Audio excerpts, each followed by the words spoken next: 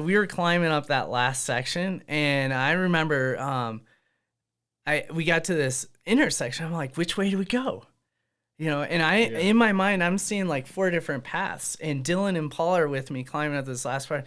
And they're like looking at me and saying, there's only one way to go. Like, what are you talking about? Oh, and it was a hallucination. Wow. What's up, Ordinary Discussions? Jeremy McComas here. Welcome back. We have a great episode for you today.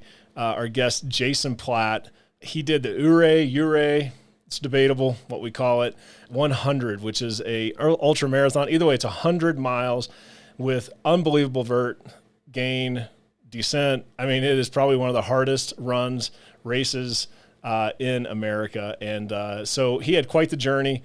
Can't wait for you guys to hear about it and also hear the spiritual journey that he encountered through it. So, hey, if you like what you hear, please make sure that you like us, you give us a thumbs up, you subscribe, set your notifications so that you're notified whenever we have a new podcast, and always leave a comment. We love to hear comments from you guys and interaction. So, hey, let's get this thing going.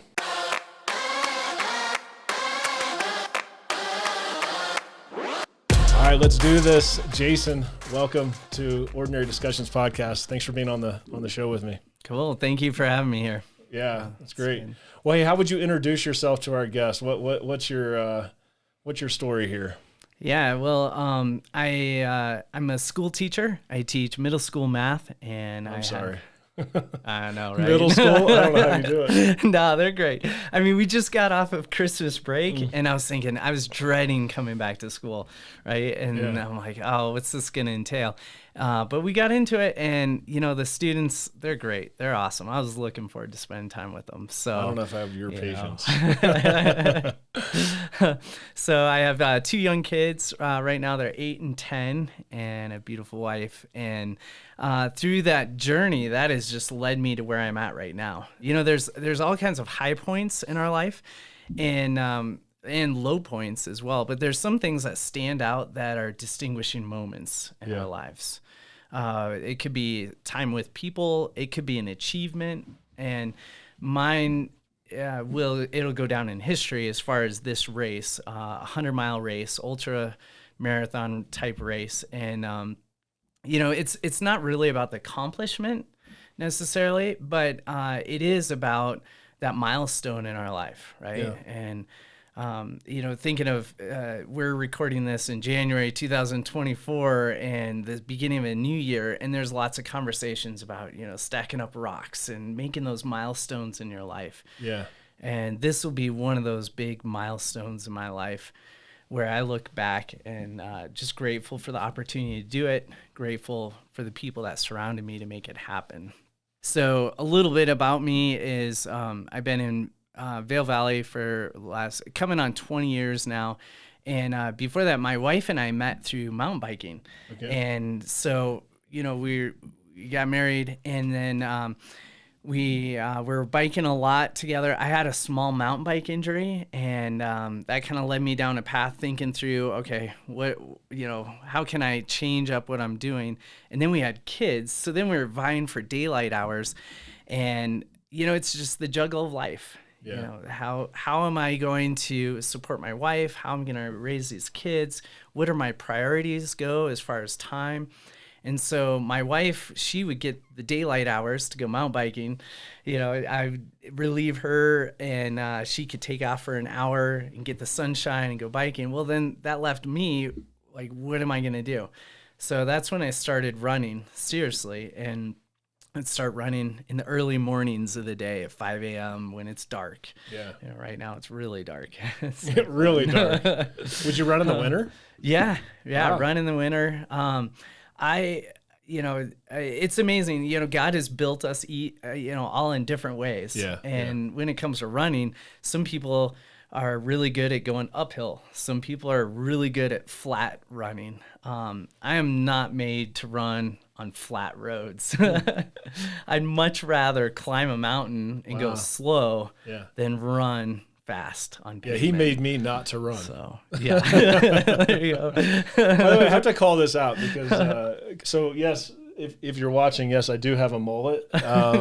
And you're probably as appalled as my wife and kids are. But I'm gonna keep rocking this thing, and I'm gonna get along. I just have to say, because if anybody's watching, they're probably like, "Does he have a mullet?" I do have a mullet. Yeah, So. it just makes you look fast. You know? Is that it? Just the air flowing right. You needed next that to for your race. Yeah, totally. Yeah, that's awesome. That's awesome. Well, so you did this.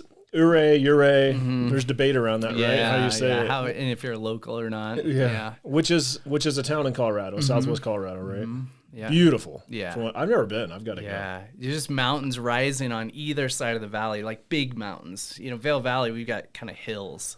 Ouray is like mountains. Well, just so you know, you talk about East Coasters, because I've heard you talk about doing this race before, and he mentions East Coasters. I'm an East Coaster. A lot of our listeners are East Coasters, but you can make fun of us. It's okay. Nobody cares. But trust me, we don't have hills in the Vail Valley. These are mountains. Trust me. Maybe those are bigger mountains. These are mountains. Trust me. So you guys should look this up. We'll put a link for it. But it's Ouray, Colorado 100-mile endurance run, and it's 102 miles. Yeah. And I mean, I'm just reading from the website. I'm sure you could probably do it without me, but just so you know that it's fact, 41,862 feet of gain. Yeah. And 83,724 feet of change. So that would be up and down, right? And you go as high as 13,365 feet in elevation. Yeah. So you're almost doing a 14er. Yeah. And it's 52 hours to complete it. Yeah. Which is what? 2.5 days? Yep. Gosh. Okay. So this is fascinating. Anybody listening, this is amazing. Maybe you're just listening because you saw Ouray 100 in the title and you want to run it yourself. But there's other things we want to talk about within it as well. But let's get into why did you even decide to do what I would consider something as crazy as this? Yeah.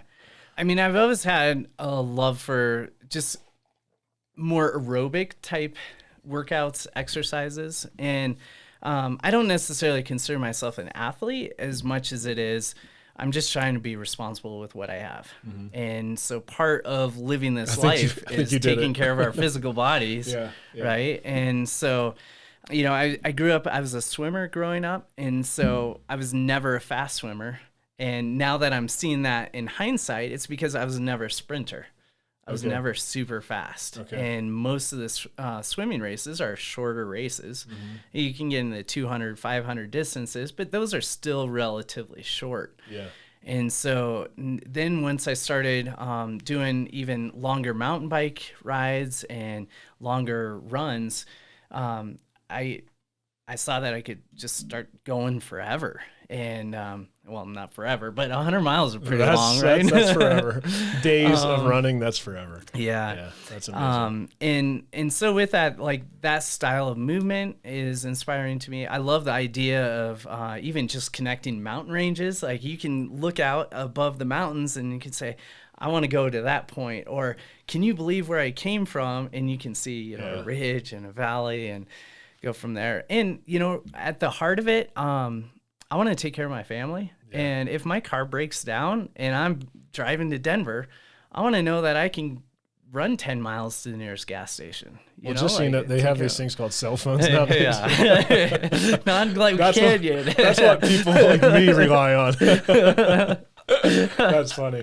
All right. So you started, so in hearing your story before, so you were running every morning, but not with really any purpose or even, I don't think you were working towards something, were you? It was just something that you enjoyed doing. Yeah. I mean, there's always a progression within it. And so I was running with this mindset that I want to prepare myself for what's happening next. But I didn't know what that next thing was going to be. And so I had it in my mind that I wanted to do some kind of a big effort. But I didn't know what that was. I didn't know if it was even a possibility. So I kind of snuck this race in on a weekend where my wife was out of town, my kids were taken care of, and my friend was available. So between all that, we made it happen. This is a race that people prepare their entire life for, and you snuck it in a weekend. You're an unbelievable, you say you're not an athlete. You're an unbelievable athlete. That's crazy. So So your friend, which I know as well, Paul, Yeah. kind of encouraged you to sign up. It sounded like. Yeah. So you got signed up just until you said you had like a minute left or something. Yeah, it was coming up to the deadline. So a lot of these races, some of them like Leadville 100, you can't actually sign up for it. There's a waiting list, or you have to get in it and be part of the lottery.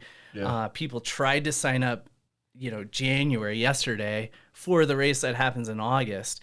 So this particular race is less well known. Okay. It's a little bit more low key, bit more grassroots effort, and because of that, the deadline was, I believe, is July 1st. It was Okay. like a couple of weeks beforehand, and I had my eyes on the race, so I was like intending to do it, but it wasn't like I didn't actually hit the button until the last possible moment. Maybe it's not that it's less known. Maybe it's that people avoid it for Yeah. lesser. Because I'm just pulling up the Leadville 100, which that's very popular, right? Yeah. Leadville, Yeah. is that what just Extremely yeah. popular, And so, yeah. like, let's look at Leadville 100. What does it have for comparison purposes?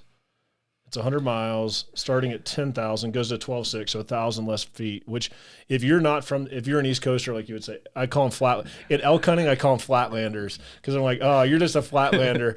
Not that I'm not, but I've kind of progressed past it. I can kind of hike my way in, but I'm like, oh, you flatlanders. But anyhow, 1,000 feet Yeah. from 12.5 to 13.5 is a big difference. Yeah. I did a 14er this year. I hiked a 14er and it wore me out. He did 100 miles. He's running of it. But it was the first time I've been above, I think, 12.5, maybe above 13. I think I've been around 13, but I was really surprised how it affected my body. Yeah. Yeah, that's amazing. So anyhow, the Leadville is 12.6. That one's 13.6. And then I wonder how many feet. Does it say how many feet? Do you know off the top hand? I can't remember offhand. It might be either 12,000 or it might only be 12,000, something like that. And Ouray is 40,000. 48. Oh my gosh. So Yeah. it's like 4 times the climbing. Yeah. Yeah, and if anybody knows, many people Yeah. listening probably know this, but anybody that knows, like, accomplishing the Leadville 100 is a big, big deal. Mm-hmm. So I'm just trying to put in perspective what we're about to undertake here, which is an unbelievable thing. So, Right. so you get signed up. Do you need to pull something up? I'm just looking for the elevation of Leadville because I don't want to misinterpret that. But it is interesting. There's another big race. It's called the Hard Rock Race. Okay. And that's in a similar area, but that's less than Ouray's elevation gain. What's the one I saw on So- YouTube? Not YouTube, on Netflix. It's some crazy race. I thought it was out east. Yeah. It's not the Hard Rocks, or maybe it is. Hard Rock, no. You know the documentary I'm that's talking Colorado. about? There's a number of them. Yeah. This one's supposed to be like just crazy people, which you should do it. Yeah. Well, in the East, I mean, there's like tough, hardcore people out there. So Oh, now I don't doubt it. He's no. reeling it back. Well, there's Western states and there's Eastern states, and so my the person that I ran into during Ouray 100, he was actually training to do Eastern states, okay. and that's a difficult race. Steeper? Or Tough race. what's the difference in training? I actually don't know too much. There's not as much elevation gain, Yeah. but I think it's more technical. So Really? rocks and roots Yeah. and all that. I've I heard can it's see a the tough roots. race. Well, Yeah. I'm sure all of it. For me, So, all of it. yeah. Walking it. Okay. So did you find it? No. Okay. but- Well, we'll just say it's what you said it was. If Yeah. it's not, leave a comment and tell There you us go. where Jason was wrong. Yeah. Jason's a liar. No, but so we get to race. We get to the race. Is there anything you want to talk about before we start that? Start the No, race? I mean, just the logistics of all this is so unbelievable. I mean, it took me months just to plan it out and to know where to prepare my water and gear bags and drop bags. gosh, And I didn't know who was going to be there. And I had a buddy who was going to come out from Wyoming to come join me, and he bailed on me. And then I had a friend to drive me there, but then I didn't have someone to drive me to the race start. So then I had to like recruit somebody else, and I'm like wandering around the campground talking to people to see if I could get a ride to the race. It's like talking about just nerves and Yeah. all that. And one crazy thing about it is, so I visited my grandmother in Rochester, New York, Okay. like the night before. Yeah, 101 years old, right? Yeah, 101 years old. That was the night before? Yeah. So kind of the timeline, if I could back up. Yeah. I was in Rochester, supposed to leave at like 6 p.m. Our plane didn't leave till 3 a.m. So I'm like up at night with my kids in the airport, trying to get home. So then I get home that night.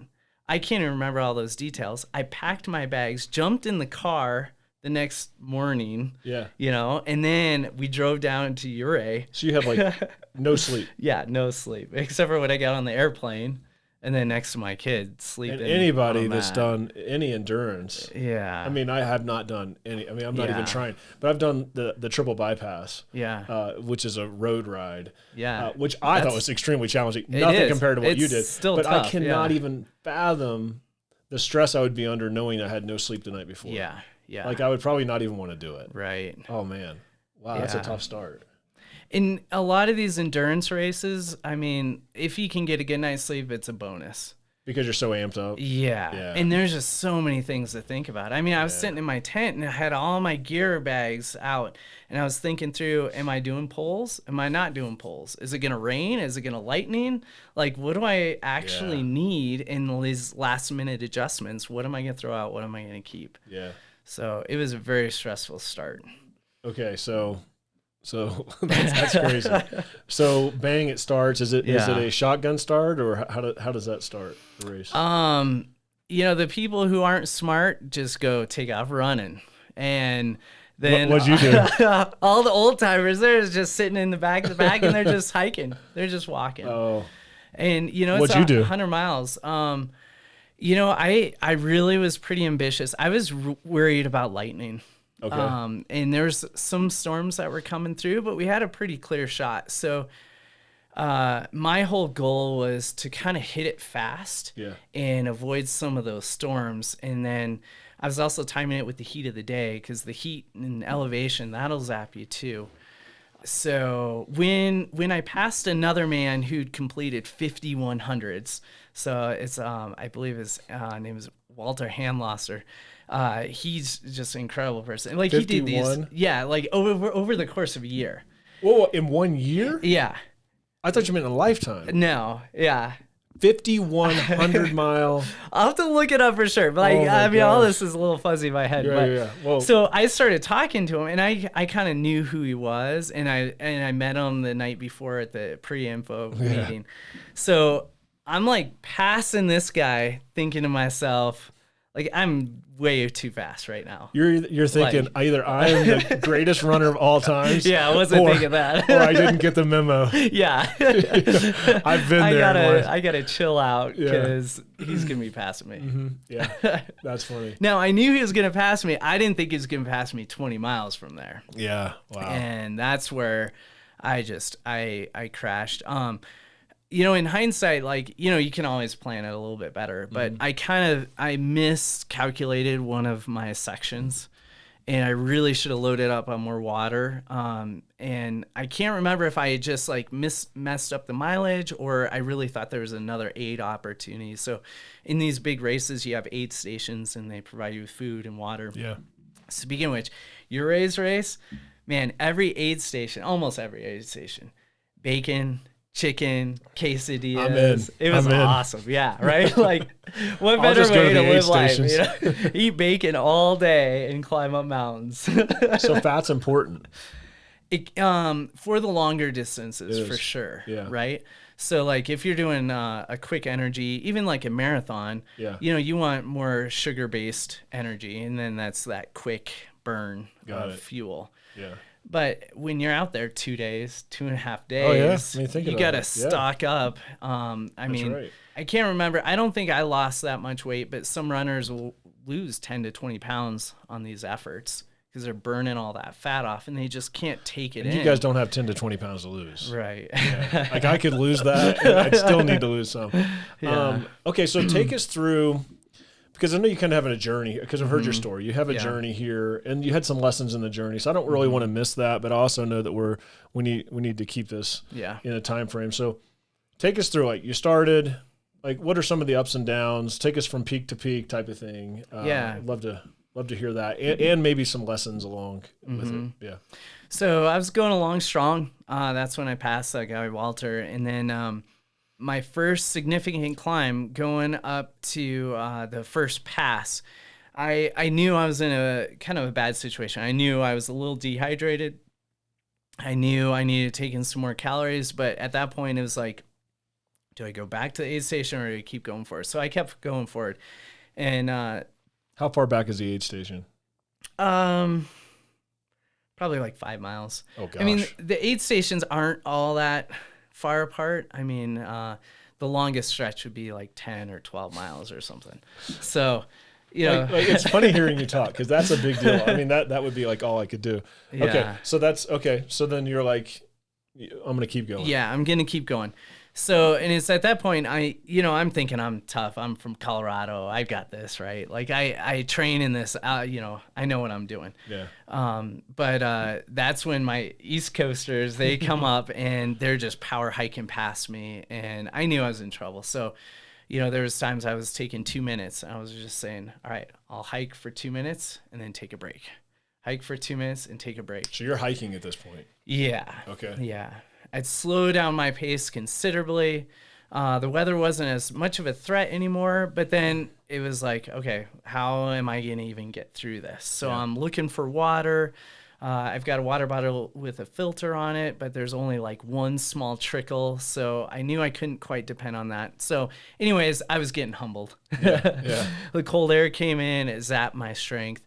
And at that point, I realized not only was I behind on my hydration and food, but I'd started my race behind, basically. So now I'm, 4 or 6 hours into this race, and I'm already behind the ball on nutrition and hydration. So I come up and over this pass, and I come down to Irontown, and the course is just spectacular. Up in the mountains, you got the Indian paintbrush, the pinks and the purples. Yeah, by the way, if you aren't listening to this on YouTube, I have a bunch of pictures from Jason, and we're gonna overlay some pictures as he's speaking. So you owe it to yourself to go to YouTube and take a gander at some of these photos we're gonna throw up here. So so Irontown. Yeah, Irontown, just these reds on the mountains and just beautiful. So once you get to Irontown, that's like a big aid station. Well, I didn't have anyone to support me and help me for this first half, so I'd pre-packed my bags, and then I turned it in the night before, so then I knew what was in my drop bag. And so I could go down there and I could grab everything out of there. Well, I get down there and the medic's telling me, you are behind on your hydration, you're in trouble. Like, you got to get this back And how together. do they know that? I came in, I said, I'm not feeling good. Oh, okay. I'm exhausted. I'm I didn't tired. know if they drew blood or right. Yeah. I also told them, no.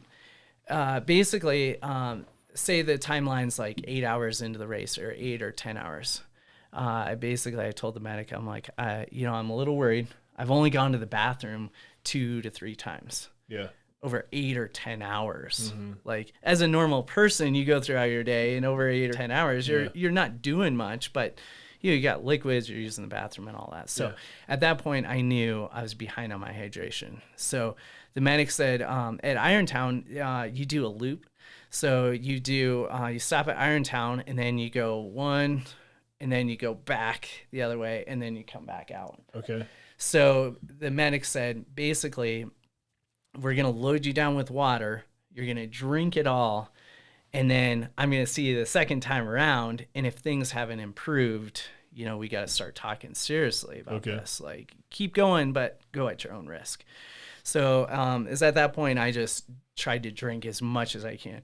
I think on that whole other loop, I didn't even use the bathroom at all. Wow. So then we get back there, give him an update. He's like, okay, well, you're holding down the liquids. You're not throwing up or anything like that. So do it again. I'll see you the next time around. So then that's when I started pulling myself back together. So then I'm leaving Irontown, and then that's where I met Aaron. Great. So tell us about Aaron. That's a big part of your story. So Aaron's this East Coaster. I got to know him while I was out on the trail, and we're just talking and sharing our stories. And we come out of Irontown, and he's in his bad patch. So as much as I was in bad, he was in even worse shape. So he was throwing up. So he was rejecting any kind of nutrition, any kind of food that he was having. To make matters worse, he's from the East Coast. We're in Colorado at, 10,000, 11,000, 12,000 feet, and he's throwing up all the liquids. So then by this time it's dark, and it's in the middle of the night, and we have to go back and up over this pass to get kind of in that Ouray drainage area. And it's in the middle of the night, and Aaron is in horrible shape. Oh, wow. Yeah. Now, come to find out, he's been in this kind of situation before.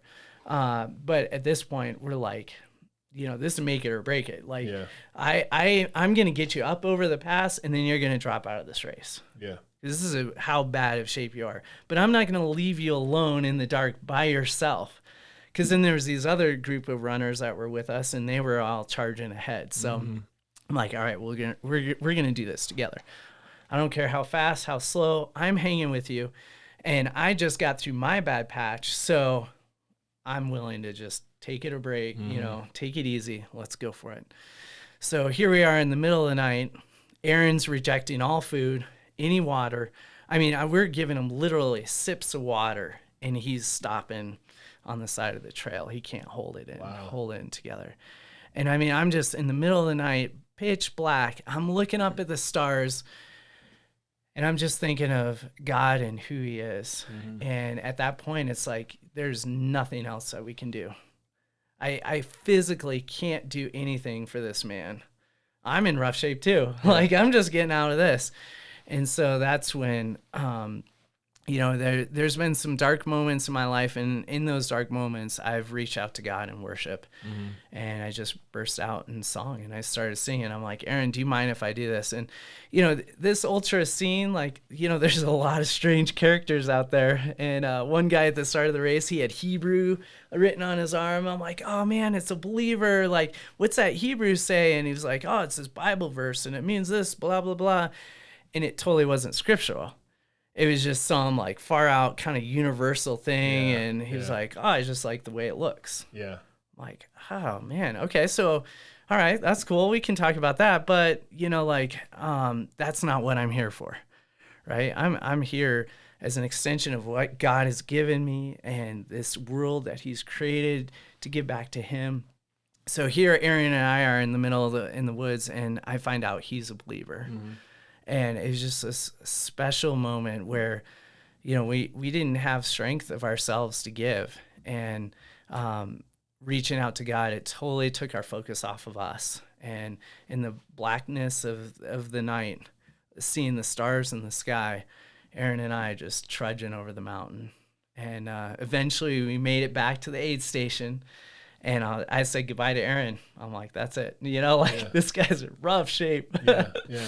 And that's when I met up with my other friend, Paul, who came out to support me. And, just thinking of the things that we do in our life that are selfish. I mean, people think of running as being a selfish sport. I think it's an intentional sport. And a lot of times it can be an excuse just to get out, escape and, leave the house, whatever.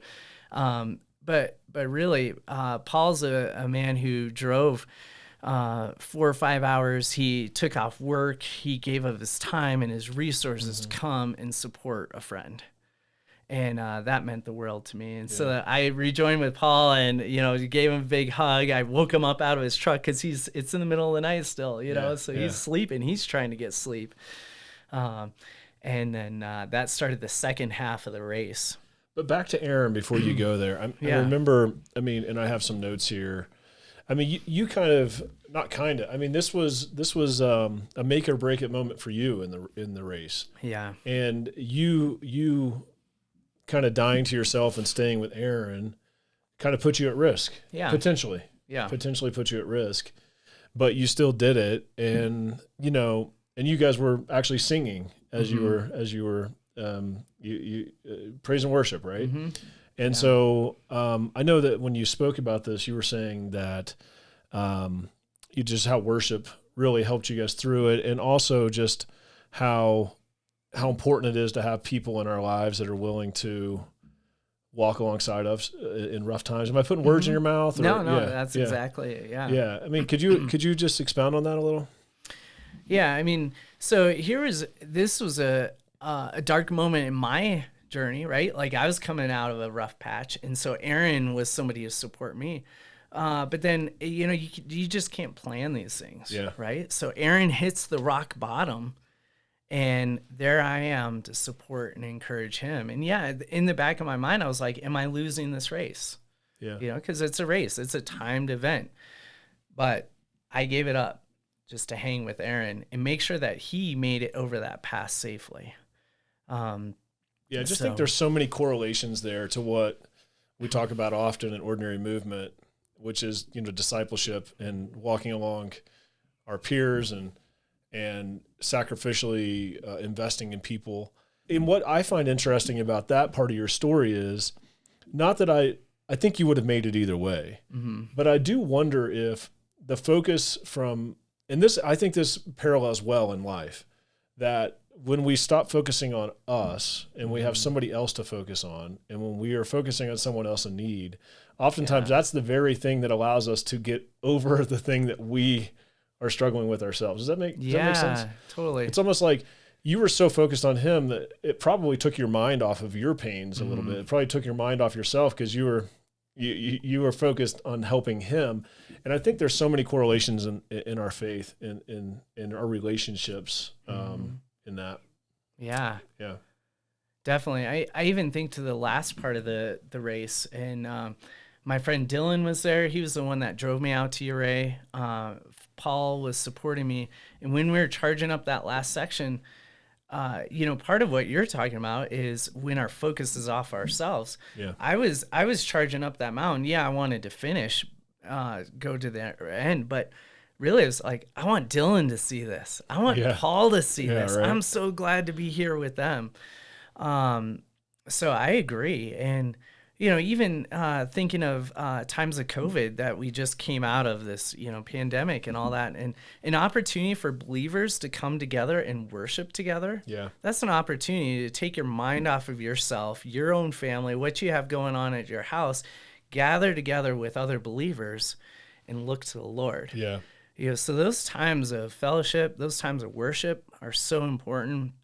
I even think of long efforts. The Pilgrim's Progress is a great classic book. There's a play, a drama theater presentation by an amazing acting group. We just saw them recently, and it has the main character is Pilgrim, and he goes to the mountain, and a congregation, the fellowship of the saints come around and gather them. And it's this beautiful celebration and time of worship. And really that was that time with Aaron in the darkness of the night, seeing the stars and taking our eyes off ourselves. Yeah, for sure. I thought that was a really great analogy. So then you get to the bottom, you think Aaron's done, you meet up with Paul. Yeah. And then, so how does that work? You can have runners come alongside you? Yeah.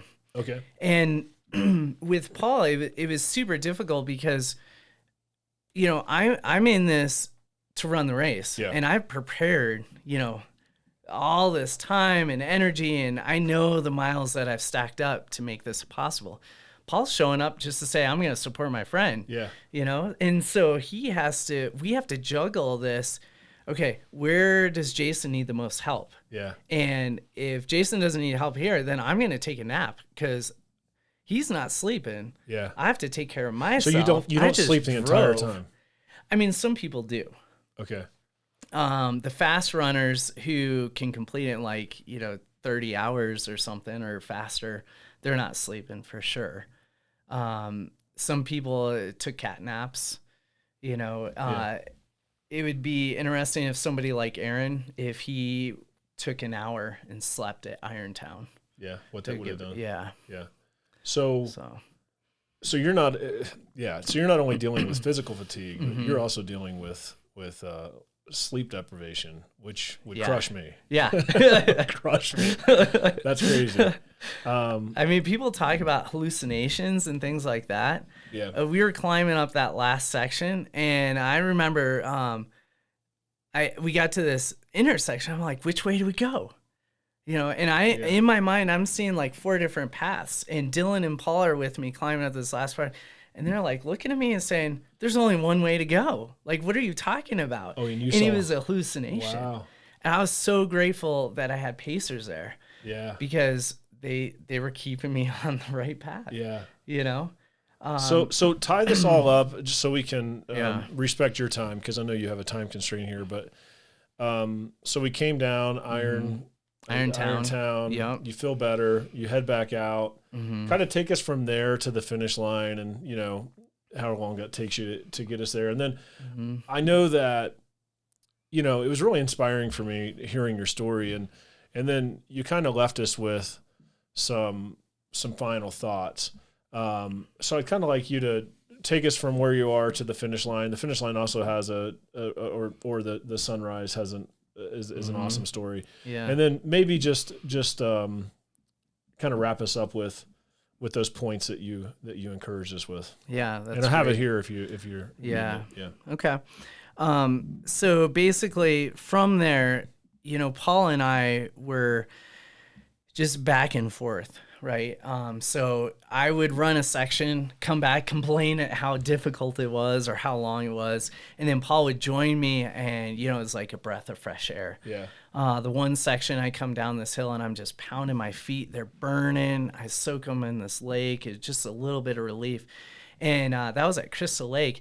And as I'm sitting there, no joke, I'm like, I saw Aaron's parents. So Aaron's parents came to support him for the whole thing. So at every aid station, Aaron's parents were there. Okay. And I come into this aid station, and it's just past the middle of the race, and I'm tired, I'm upset, and I just burst into tears in front of him. And I'm like, I'm sorry, Aaron's not going to make it. Because they hadn't heard from him. And there wasn't cell phone service in all the areas. So, I'm sitting there, I'm getting my bacon and, chicken and all that, real food to help sustain me.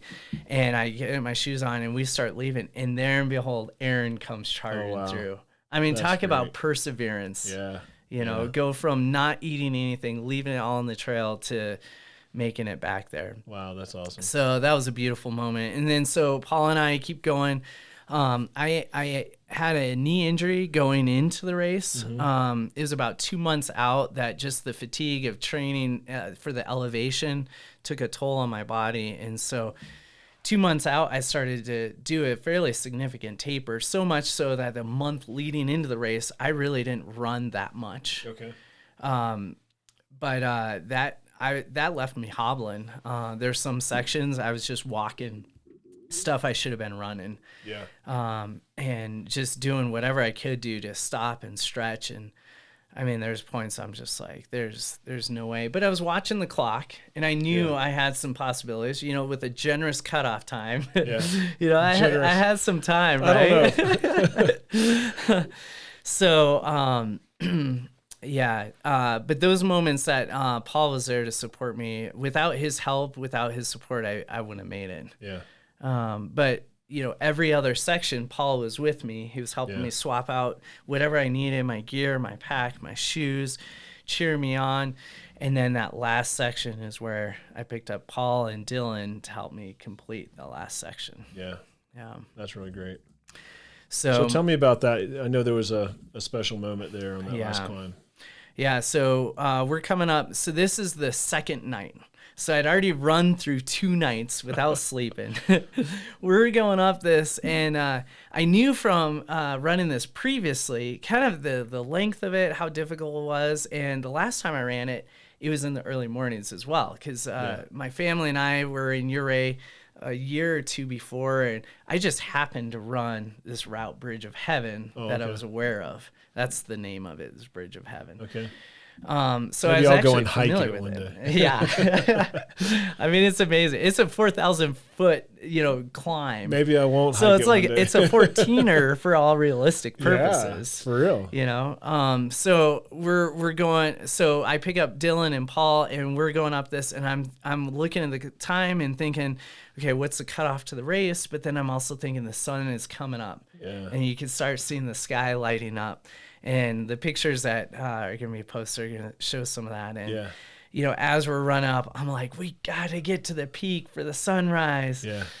And we couldn't quite time it that perfect, but I mean, it was perfect enough, right? Yeah. Well, it looked pretty perfect in the picture. Yeah. The problem is every time you get higher, it lets you see the sun faster. So you're like competing against yourself almost. Yeah. Yeah. Because so just climbing up these beautiful meadows of yellow flowers and get up to the top, and it just, the sun crests out and the colors in the sky fill. And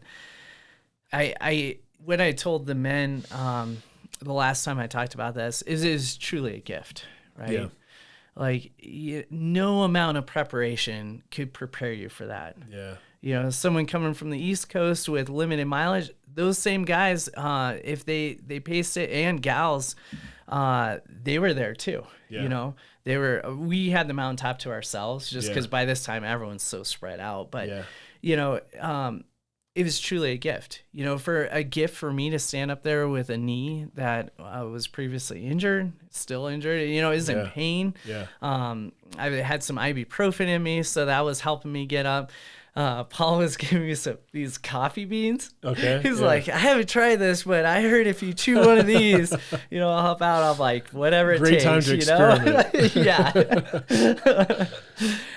So standing on that mountain with two good friends who love the Lord, and opportunity to worship God, even if it is without words, even if it's just to stand there in the silence and the awe of the majesty, and know that the last section of that is gonna bring us to the finish line, the end of that effort.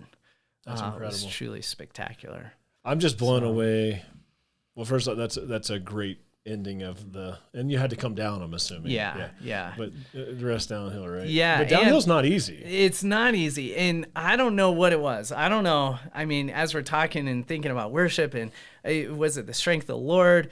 Was it the ibuprofen that was kicking in? Was it just the adrenaline surging through my body? Like, I was running down at like 10-minute miles. Wow. Coming into the finish line, and I mean, I was just elated. So I don't know what happened there. Well, that's amazing. Yeah. I mean, I'm just blown away that the end of the race was a 4,000 vert.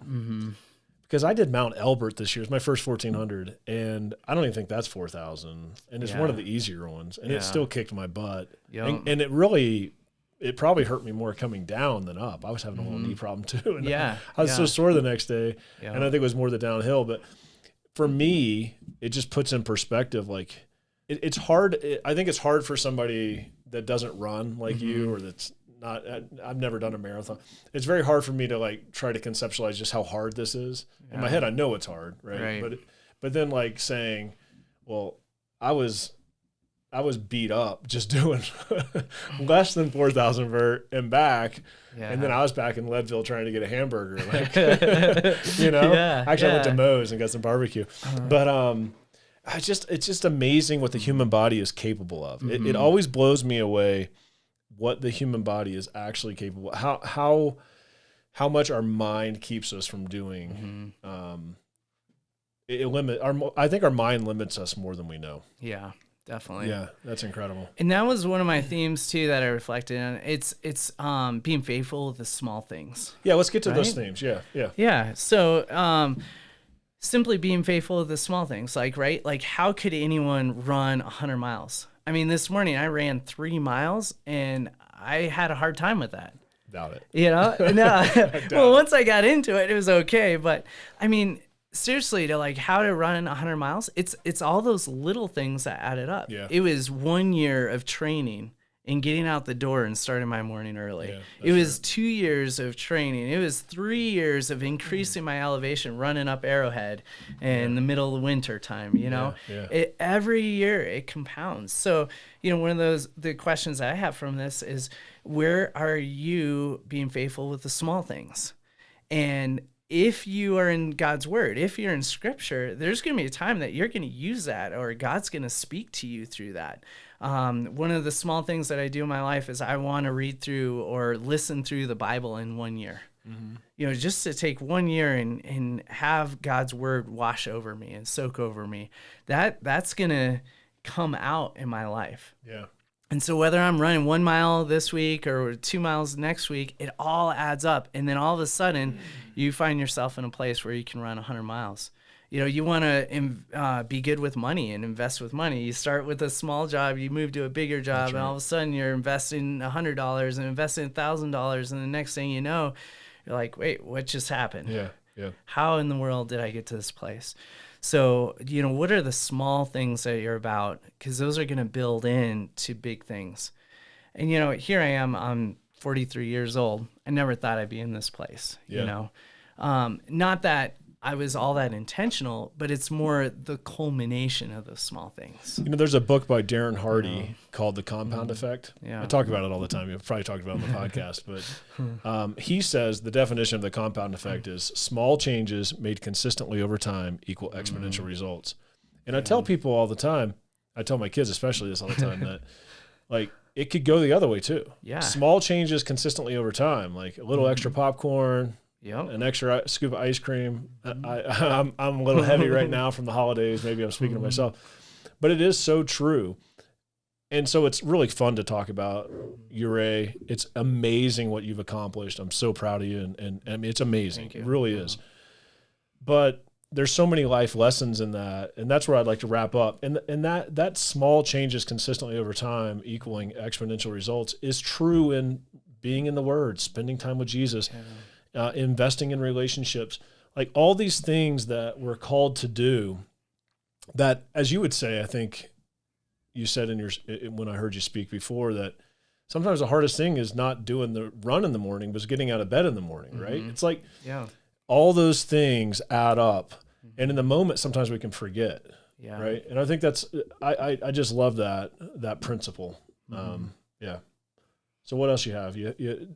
Small things. So small things add up. And then there's going to be times where we're investing in people. Just like I came alongside Aaron and I was supporting him and I was saying, you know what, I'm going to give up my race and I'm going to make sure you get it over the pass. I'm going to make sure you get through this dark night and see you to the next stage. You know, so there's times where we're called to support people and friends. And then there's other times where we're called to serve. My friend Paul, who came and supported me and served alongside of me, he didn't have to do any of that. I mean, he gave up an entire weekend. I was the one to cross the finish line. I got the belt buckle. You know, did you bring it? I didn't. I thought to this morning. My morning was crazy. I was no. Maybe you can send me a picture. We'll put that there up. You go. Yeah. All right. So we'll put a picture of the belt buckle up. Don't forget to send me a picture. So my friend Paul, he didn't get anything, and he gave up his entire weekend. Not only that, but then he ran his legs off just to support me and be there for me. So it takes those times to gather people around you who are going to support you and encourage you.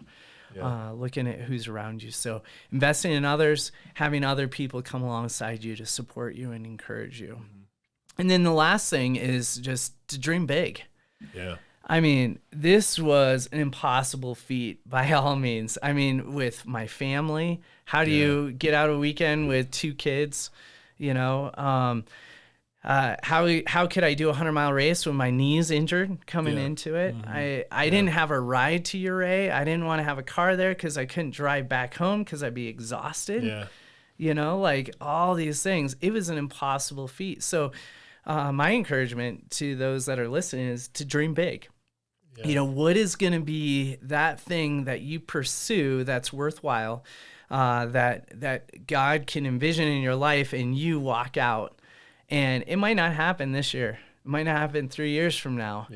You know, the world could crash in 10 years from now, but all of a sudden you realize that you were in that place like Esther, you know, you were in that place for that time, for that purpose. So be faithful with those small things and be ready when the time that God calls you to step up.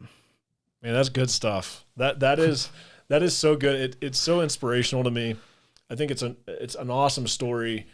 I can't help, if you guys know me, I can't help but tie this back to discipleship. And I mean, if you think about his principles, which is be faithful in the small things, right? Be there for people when they need help.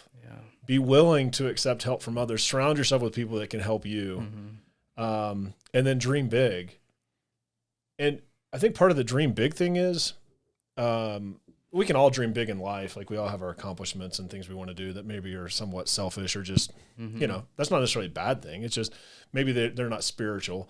Yeah. But I think God does call us all to something, right? God is calling each of us, and he will, if he hasn't yet, he will call you to something that's bigger than you feel like it is, bigger than you, bigger than something you can accomplish. And I think that's where the value of discipleship is seen as well, is when you surround yourself with those people, oftentimes your dream is the dream that God puts on your heart is a God-sized dream, and we're unable to accomplish it on our own.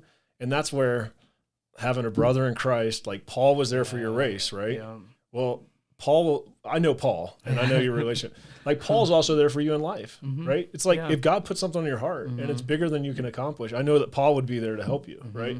And so I just think it's a beautiful, as I heard you speak about this some time ago, I just thought it was a beautiful example of what God calls us to. I think it's probably, it's like the definition of what discipleship is. It's discipleship's such a fuzzy thing. It's so hard to say, like, what is that? I think that's it. Like when you think through it and your process. And so it's always great to have a story that has points, because oftentimes you'll think back on the story and remember those things, right? And so I really appreciate you coming on, sharing with us, and not only that, but giving us a story that we can carry on with us and remind ourselves as we're going through our journey in life.